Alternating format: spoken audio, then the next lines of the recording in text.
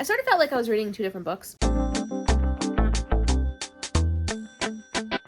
Okay, hopefully the camera doesn't move too much because I have you guys very precariously perched on a tissue box because it's the only thing I have out here right now. I just wanted to come on and do a quick book club review. Sadie by Courtney Summers. This was our book club book for March, and yeah, I have thoughts.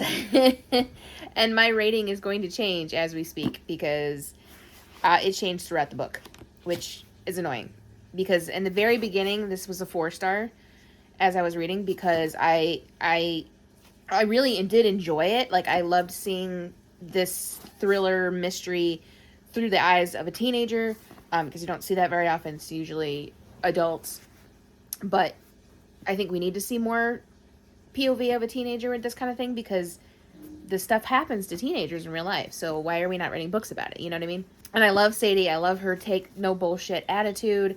I love that she went for what she was looking for. She wanted to try to find her sister's killer, and she just went for it because she was in like a state of depression and stuff after her sister died, understandably, and she didn't want to take that anymore. She wanted answers. She wanted, justice for her sister, so she went after it, and I love that. So in the beginning, this was a 4-star.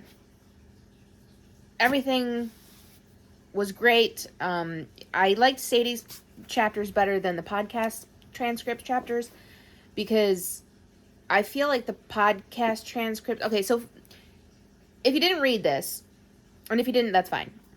But if you didn't read this, you wouldn't know that it basically... And this is not obvious in the very beginning, but as you continue to read, you realize that Sadie's chapters are in the past, and then the podcast chapters are in the present because they're looking for Sadie because she's missing. So in the beginning, you think that she's missing because she went to go find her sister's killer and and get justice and didn't tell anybody. But as you read, you realize that the podcast that is getting put on is them trying to find her after she disappeared in the midst of this investigation she was doing. So there's a little like past and present switching. There's a little, and at first I thought it was a grammatical error when I realized that past and present tense were being used, and then when I finally discovered that was the case with the podcast, then I understood it. But it's a little confusing in the beginning, and that sort of made it slower to read as well because I was going back and forth in the past and present tense, which bothered me because I am an editor. Probably didn't bother most of you, but it did bother me because I am an editor and I thought it was a mistake, and I wasn't sure how they let that get through on a traditionally published book, but then it made sense. I did, however, with the podcast chapters, as much as I didn't really love the layout of that, I did like seeing the emotion that the podcast transcripts brought forward, which is hard to do with just transcripts because it's just words. But the way it was written really brought forward that emotion, and like there was bits in the transcript that were like narrative too. So it wasn't just, bless you, it wasn't just like people talking transcripts. There was more stuff in it that made those chapters more worth it. And I did like seeing the emotion that not only the family had about Sadie, but also the podcaster, because he has his own daughter, and he, everything, he was feeling it because he had his own daughter. And like he was, getting emotional when he was learning things about Sadie's disappearance and stuff. So yeah, I did like that about the podcast chapters. But I still think I like Sadie's bits better because there's more of like the thriller mystery aspect in Sadie's chapters. Because, as she navigates this investigation she's going through, she comes across all different like colors of the world, people of all different personalities, some good, some not so good. So I did like that we saw so many different, I can't think of the word I want, but like, the diversity of the world. Like, most of it was bad. The people that she encountered were mostly bad. But I like that we saw that diversity of, like, the different personalities of people and, like, how you don't expect who they're going to be. And it was very well written. I will say that. It was very well written. The author definitely knows how to tell a story, knows how to bring description and emotion and action into it without too much info dumping and without going too crazy on it. Like, it's not really heavy on like the description and stuff, but there's enough in there that it paints a picture for you. As I said, in the beginning, it was a 4-star review, or 4-star rating, 4 out of 5. But as I was reading, it went down to a 3, because I sort of felt like I was reading 2 different books. So, like, Sadie's chapters were one book, and then the podcast transcripts were another. And I feel like the voice of each one didn't really match each other. So, I felt sort of disconnected as I went through between Sadie's story and the podcast story. Like, I feel like Sadie's story was actually the story of the book, and then the podcast was more just, like, about missing girls and, you know, the things that they can get into, and, like, the possibilities of finding them or not finding them, and, like, the police procedures and stuff. I didn't really feel like the podcast transcripts really connected with Sadie. Like, they were about her disappearance, and they had her family in them and stuff, but I don't really feel like they were about her. I feel like they were kind of just using her as a jump off point, and then talking about, like, missing girls and, like, investigating how girls go missing and why girls go missing and stuff like that. Like, you know, it was her story, but it wasn't, if that makes any sense. So I feel like that made it go down to a 3-star, because I felt so disconnected from it. It didn't really feel like a whole book. It felt like 2 books in one, and I was kind of like reading 2 books at the same time, which is fine. I've done that before. I read 2 books at the same time. I do it all the time, but that wasn't what I wanted with this book. So, and then we got to the end. And all I can say about the end is, what the hell? Because there is no end. It doesn't end, people. It's a cliffhanger, which I have nothing against cliffhangers. Totally fine with cliffhangers if there's a sequel. And as far as I can see, there's not going to be. I'm hoping there's going to be, but this is not a completed book. This story does not end. It's not, I don't want to even say it's a cliffhanger. It just abruptly ends. Like, it doesn't, there is no ending to this book. There's an ending in a way to the podcast transcripts. I mean, even that's still kind of open-ended, but in a way there's an ending to that. But there is not an ending to Sadie's story. We don't know why she went missing. We don't know where she is. We don't know if she got justice for her sister. There's just a lot of we don't know. It's kind of like the author didn't know how to end the book, and then instead of trying and failing, they just didn't do it. They just said, okay, that's enough. That's, you know, we'll hit publish. Like, no. Just no. That really pissed me off, that there is no freaking ending to this book. Like, even cliffhangers in books, there's some sort of ending. Like, yeah, we don't know everything, but there's some kind of ending to that book until the next one. There's no ending to this book, and it drove me absolutely bonkers. Like, I finished it, and I texted Kenzie, and I'm like, the ending, what? Like, what the hell? This sucks. Like, I don't, like, this book was a 3-star.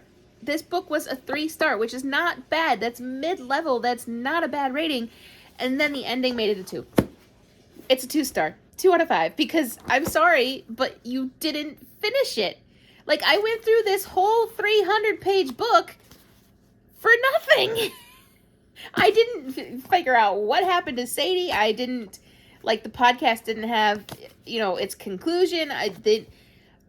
The only thing that finished in this book, really, is that the mother, who was a drug addict and left the girls, you know, and left Sadie to raise her sister until she was killed, came back clean and is, you know, having a good life and, like, is remorseful and, like, misses her daughter and all. And it's like, that's the only thing we got to finish. And I didn't really care about the mother. Like, I didn't even really give 2 craps about the mother through the entire book. I want to know what happened to Sadie. I don't care about the mother. I don't really too much care about the podcaster. I want to know what happens with Sadie. And then, like, there's this tagline on the cover. It says, if she dies, she takes the truth with her. What truth? She never figured anything out. Did she die? We don't know. Like, what? This is... I'm getting really, really, really, like, hyped like crazy about this, because it's just, it drove me absolutely insane that there is no ending to this book. Not a single ending. Not even, like, you know, I wouldn't even call it a cliffhanger. I wouldn't, because it's not a cliffhanger that I'm okay waiting for a sequel. Like, this was not finished. It should not have been published this way kind of book. And, like, I understand that when people go missing, there is sometimes not an ending. Sometimes we just never find out what happened to them. And I get that. But this is a book. This is not real life. Like, when somebody reads your book, they need a conclusion of some kind. Because otherwise, why are they reading 300 pages of what you wrote? Honestly, like, why put me through reading this whole book, getting invested in Sadie's story, getting invested in the investigation of her sister's death? Like, there's not even words for it. What happened is nothing. There is no reason that I should have sat through this whole book to get to that ending. I mean, don't get me wrong. I did enjoy it. Like I said, it's well written. I did enjoy the story. It's just the ending totally ruined it, y'all. I don't... And like I said, I'm trying to be understanding that lots of times people go missing and we don't find out what happened. Lots of times people get murdered and we don't find out what happened. But that's real life. That doesn't have to happen in a book. We can find the answers in a story. That's the whole point of writing fiction. Like, you could do whatever you want. You know what I mean? And I don't know. Like, I don't read a lot of thrillers.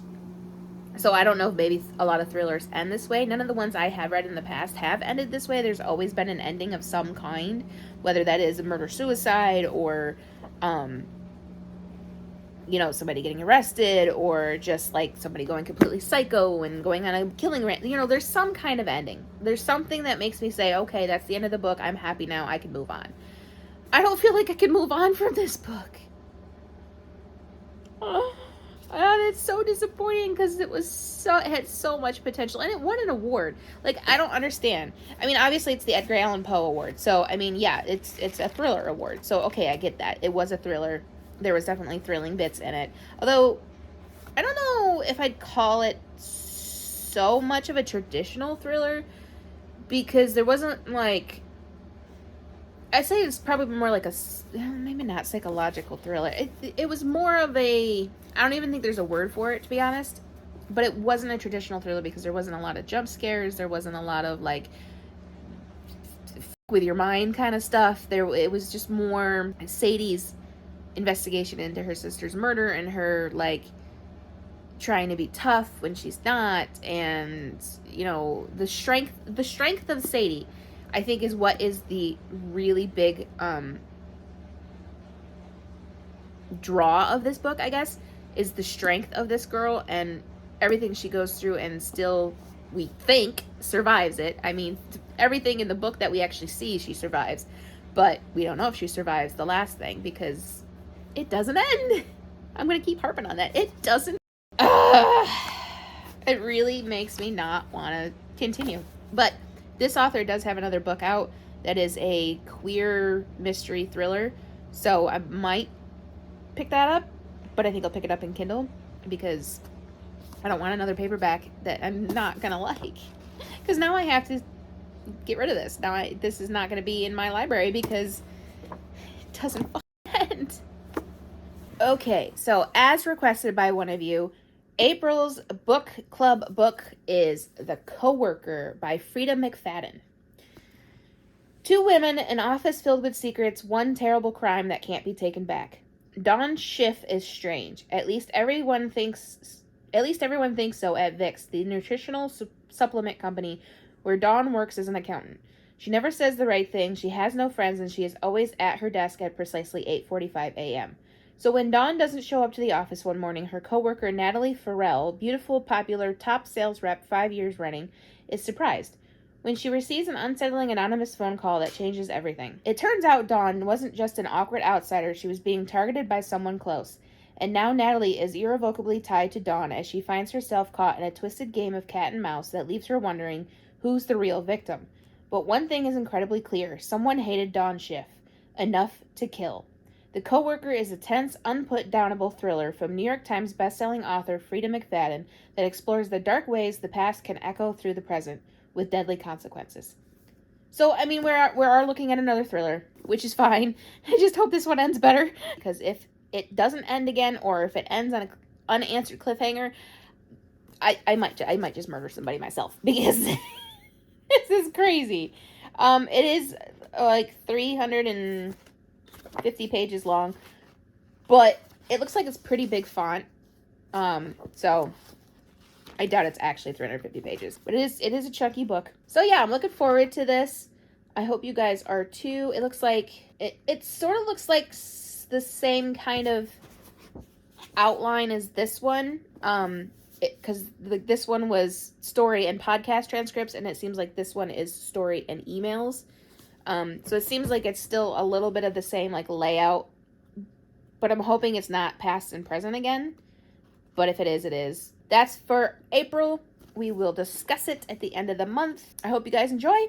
Let me know what you thought about Sadie, of course. Let me know if you're going to join in with us, the coworker, for April. I'll see you guys next time. Bye.